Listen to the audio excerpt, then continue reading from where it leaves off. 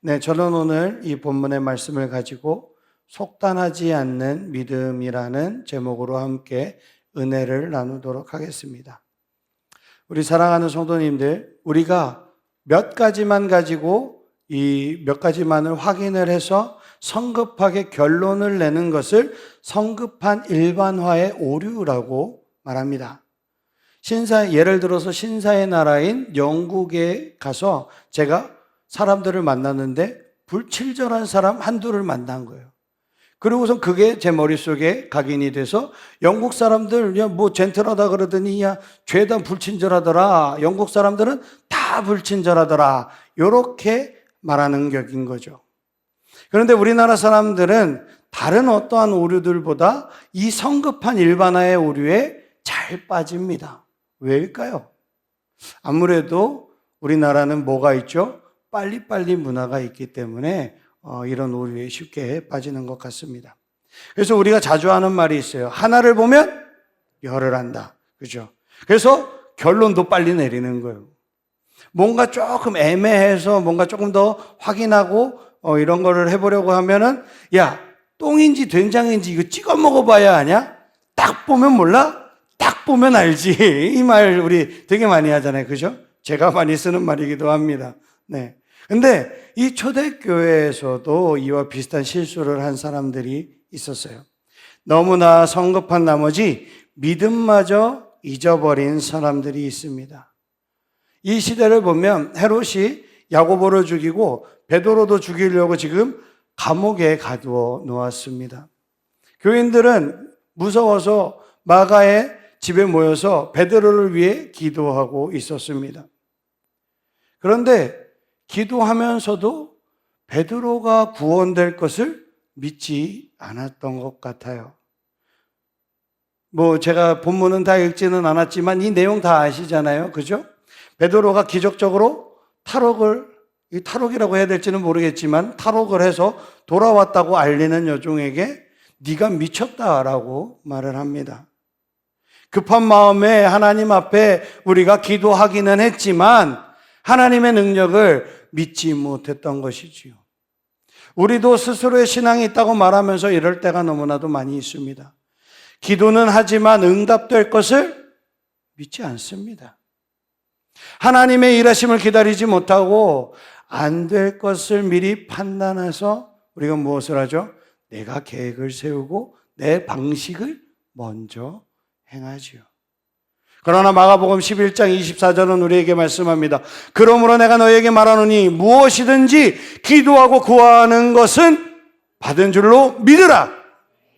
그리하면 너희에게 그대로 되리라. 너희에게 그대로 되는데, 우리에게 그대로 되는데 어떻게 하면은요? 구한 것은 받은 줄로 믿으면, 믿으면 그 일들이 어떻게 해요? 우리에게 그대로 된다고 성경은 말씀하고 있습니다. 믿음으로 기도했다면 주님의 일하심도 믿음으로 기다려야 한다는 것입니다. 그렇게 하지 못한다면 응답을 소망하기가 어려운 것이겠죠.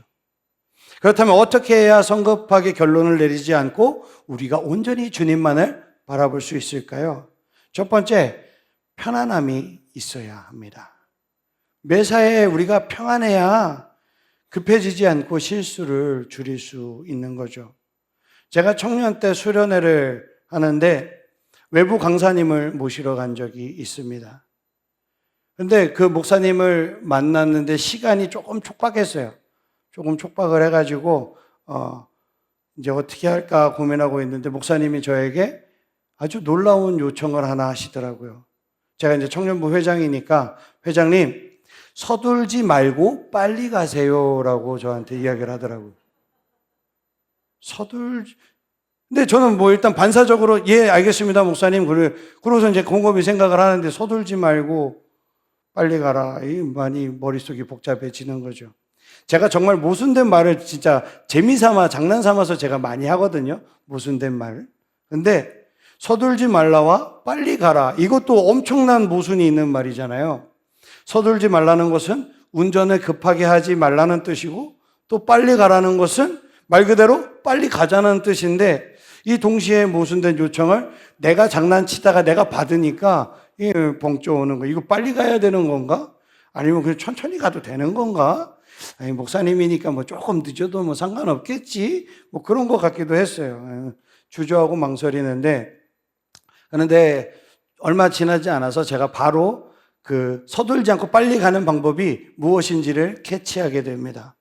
우리 강사님께서, 목사님께서 원하신 것은 승차감은 편안하되 강의 시간에 늦지 않도록 속도를 내달라는 것이었어요. 그날 저는 정말로 조용한 과속을 어마어마하게 했습니다. 제 차가 그래도 그때 좀 좋아서 그런지 강화도의 이 산길을 이렇게 꾸불꾸불 올라가는데도 마음의 평안을 잃지 않고 재빠르게 달려갔던 것 같습니다. 그래요. 평안함이 있으면 빨리 갈 수 있는 거예요.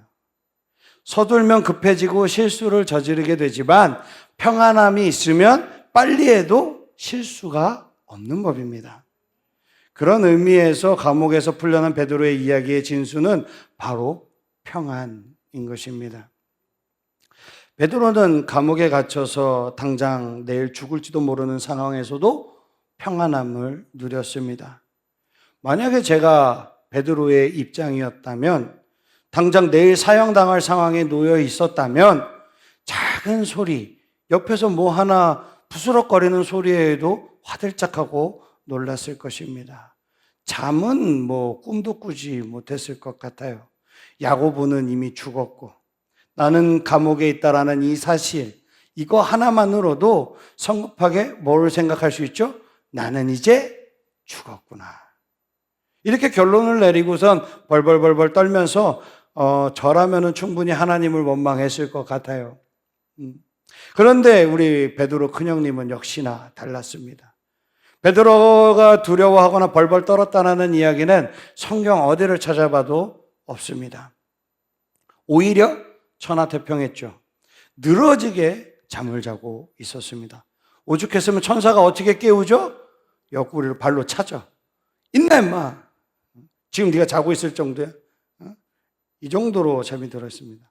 정말로 하나님은 사랑하는 자에게 잠을 주시는 것 같습니다. 그런데 베드로는 어떻게 그럴 수 있었을까요? 바로 예수님의 선포하신 그 말씀을 믿었기 때문입니다. 예수님은 요한복음 16장 33절에 이렇게 말씀하십니다. 이것을 너에게 이르는 것은 너희로 내 안에서 평안을 누리게 하려 함이라. 세상에서는 너희가 환난을 당하나 담대하라.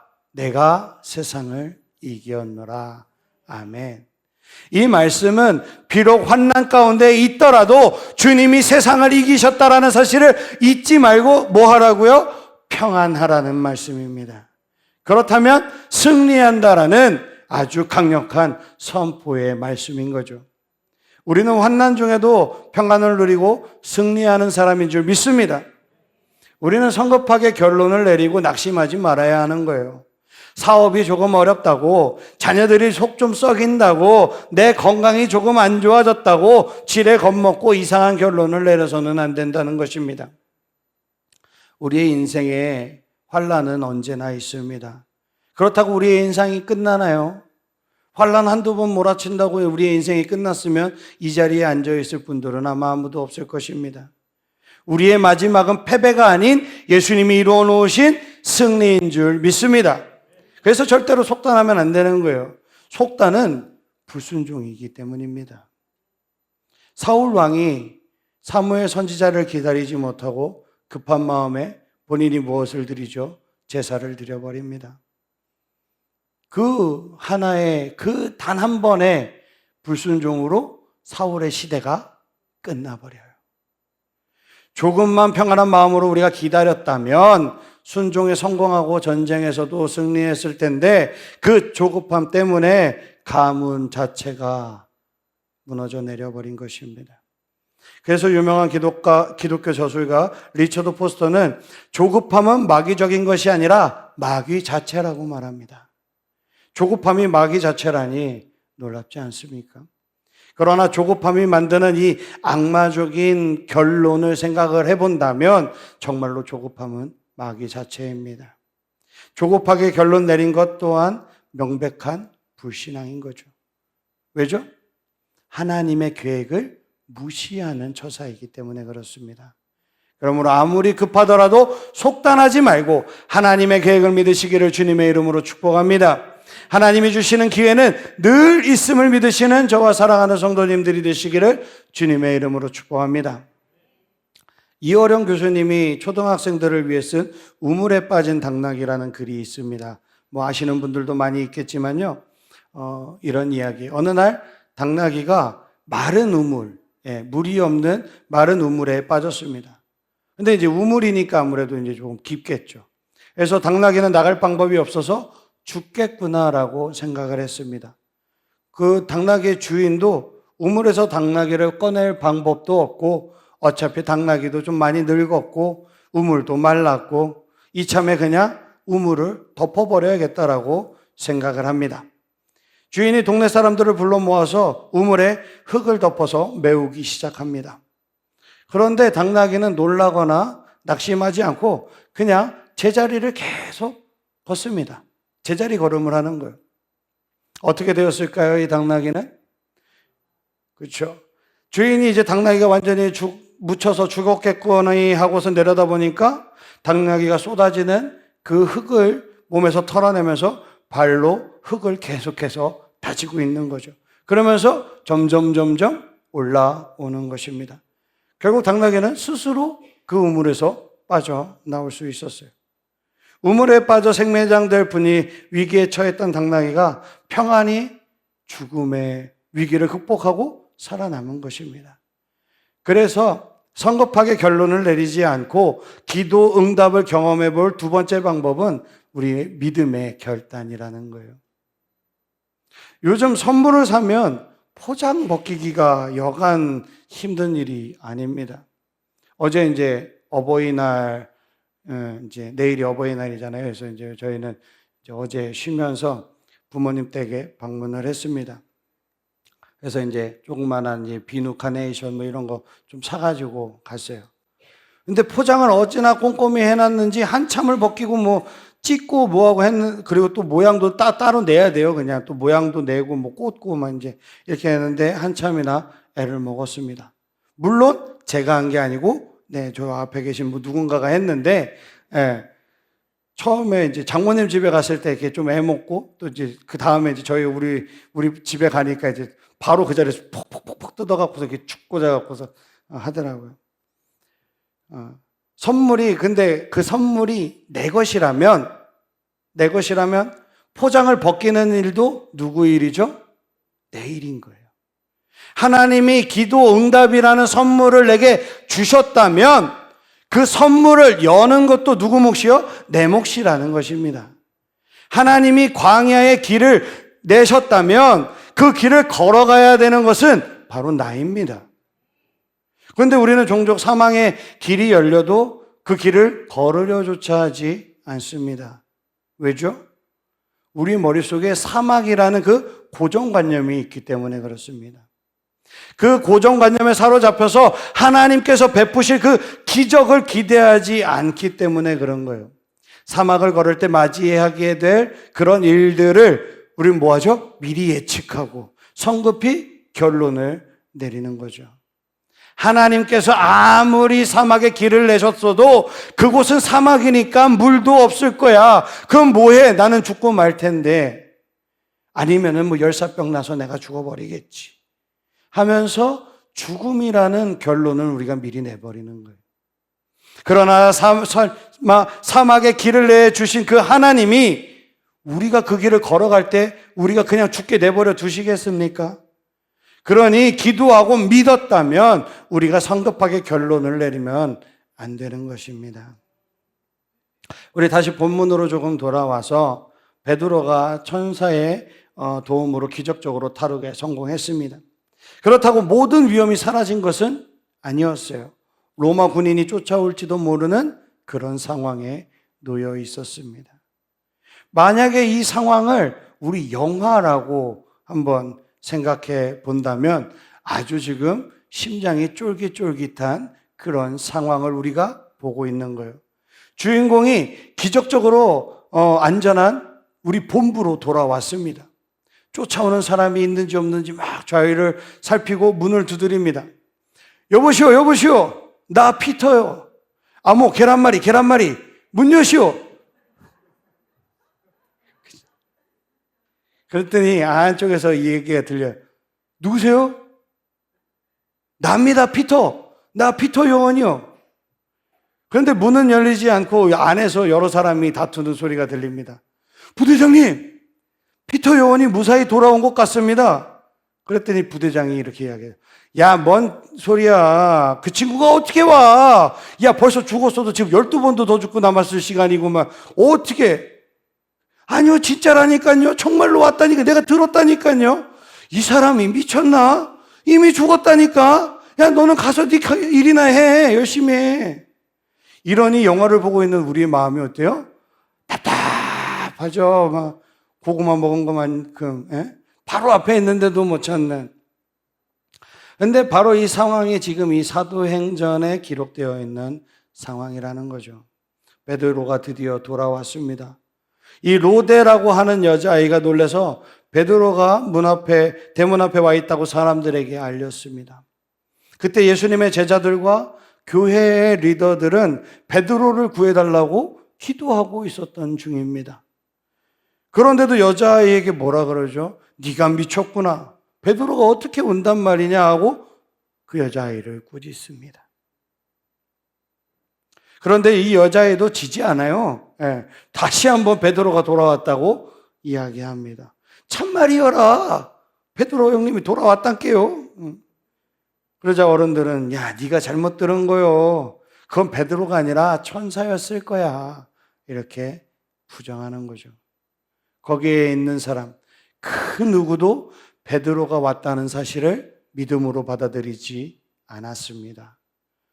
기도 응답이 되었는데도 기도에 합당한 그 응답에 합당한 행동을 하지 않았던 것이죠. 그들은 그냥 단순하게 기도만 했을 뿐인 것입니다. 그 자리에 누가 있었을까요? 교회 리더들도 많이 있었겠지요. 아마도 베드로와 야고보를 제외한 예수님의 많은 제자들이 있었을 것입니다. 예루살렘 교회 리더급들은 거의 다 모여 있었다고 보는 게 맞겠지요. 그런데 이 로데라는 여자아이의 말을 믿은 사람은 그 중에 한 명도 없었습니다.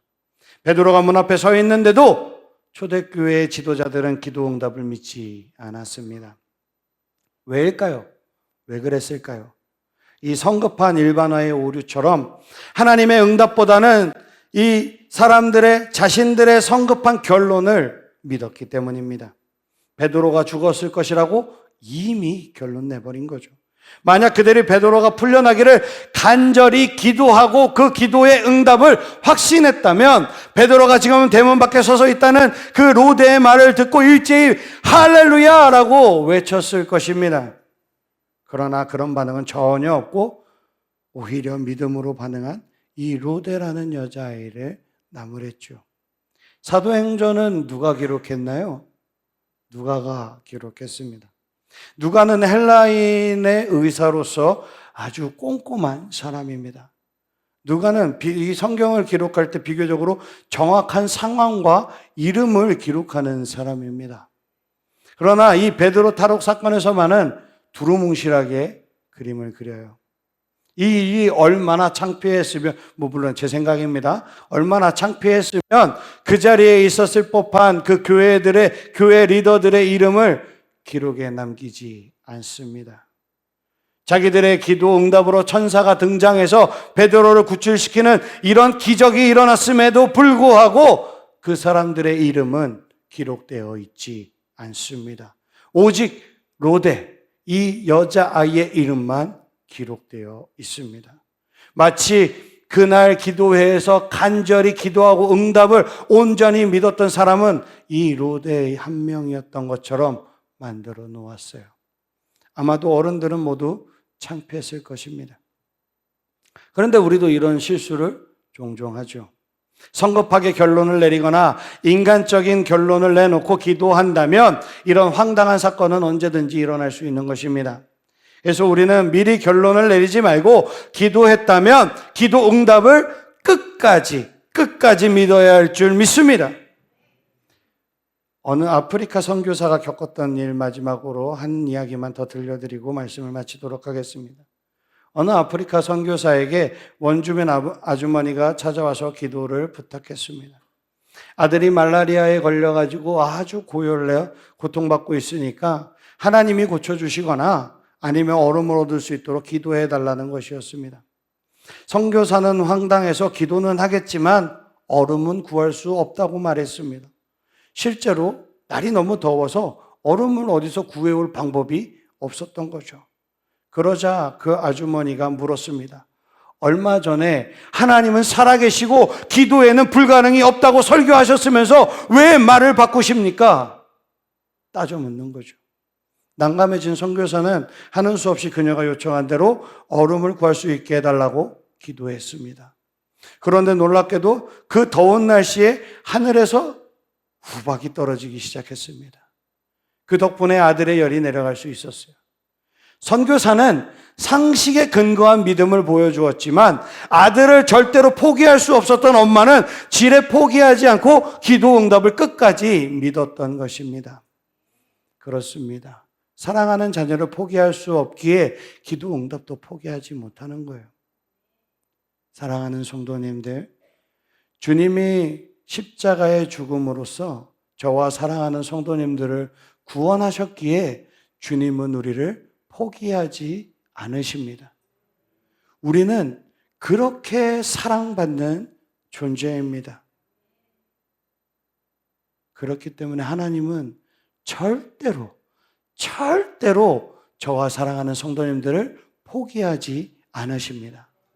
우리의 기도에 성실하게 응답해 주실 거예요. 그런데 왜 성급히 포기하고 마음대로 결론을 내리십니까? 부디 우리 사랑하는 성도님들의 가치를 깨닫고 성급하게 결론 내리지 말고 평안하게 기도하되 응답을 기다리는 저와 사랑하는 성도님들이 되시기를 주님의 이름으로 축복합니다. 그때 주님이 곧 이루실 것입니다. 그 기도 응답의 주인공이 되는 저와 하늘사랑의 교회 모든 성도님들이 되시기를 주님의 이름으로 축복합니다. 아멘.